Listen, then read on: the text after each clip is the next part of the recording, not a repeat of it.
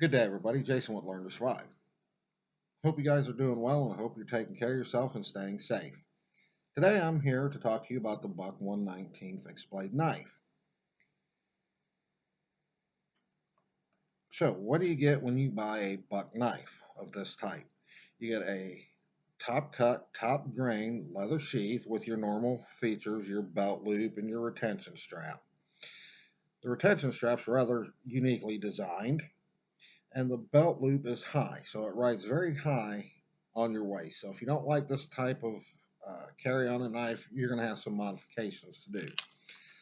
The knife itself is a 420 high carbon stainless steel blade, quasi full tang. And the reason I say quasi full tang is it does not qualify as a full tang, for it is not the full width of the knife. It has been shaved down a little bit on the top and the bottom to allow a one piece scale. The pommel does attach to the tang. The knife itself is actually very light, surprisingly light for its size, and from the factory, wicked sharp. This is a very fine sharpened and very finely honed edge on this knife.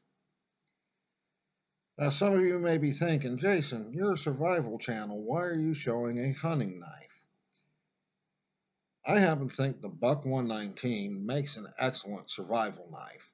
And I know some people's heads are exploding at that right now because they watch these YouTube videos and they watch these influencers that are getting paid to review and promote a certain knife that's costing $2, $3, $4, $5, $600.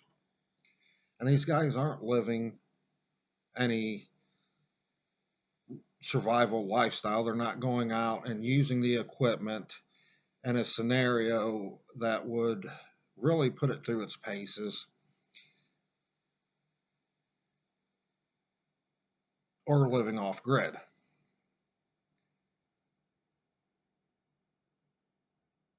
Can you baton wood with it? Yes, it's got a thick enough spine. You could definitely baton wood with it. Do I recommend it? No, I don't recommend you baton wood with any knife. This knife is capable of taking care of any bushcraft needs you would have. Plus, you can process out an animal with it.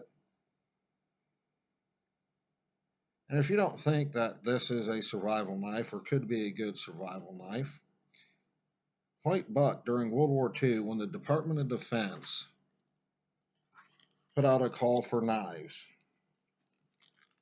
hired his friends to start help making these knives because at that time they were made one at a time as somebody ordered one. And that was the birth of the Buck Knife Company.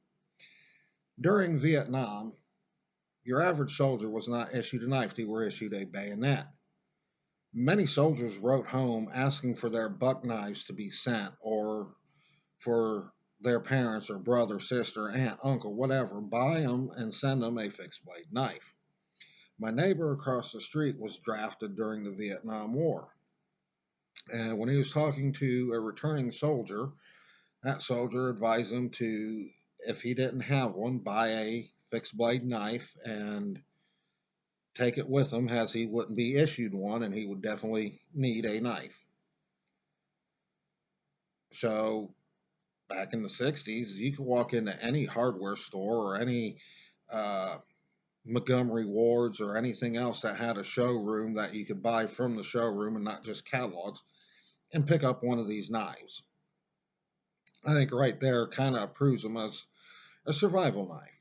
Not to mention that hundreds of thousands, if not millions, of hikers, backpackers, hunters, woodsmen, ranchers that have 15,000 plus acre ranches that are out on this 15,000 acres for a week at a time, sometimes or more, driving cattle from one end to another, choose the buck knife, especially the Buck 119, as the knife that they carry with them. And these people will probably find themselves in a survival situation more often than not than any of us could ever imagine. And if I figure the knife serves them well, then if the knife served the troops in Vietnam and World War II, it's definitely proven itself as a survival knife. So if you want a nice, lightweight knife that really would fly under the radar, look for the Buck 119. It is budget friendly, about 60, $70. And when I say it flies under the radar, I live in a small town and it's very rural here, so seeing somebody with a fixed blades on their belt's not uncommon. But being a tourist town and people have bought their lake homes here that they're now retiring and they're moving into their lake homes full time. They're coming from Chicago and places like that. Seeing something like the Gerber Strong Arm or the Gerber Prodigy kind of freaks them out.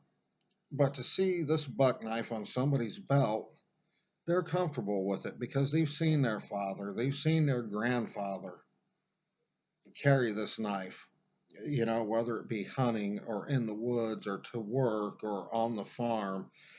So it kind of flies under the radar and they don't attend to notice or freak out about it like they would something that was designed as more of a tactical use knife. With that being said, I'm going to end this video. I hope you find it enjoyable. I will talk to you guys soon. Have a good day. Take care of yourself. Take care of one another and stay safe.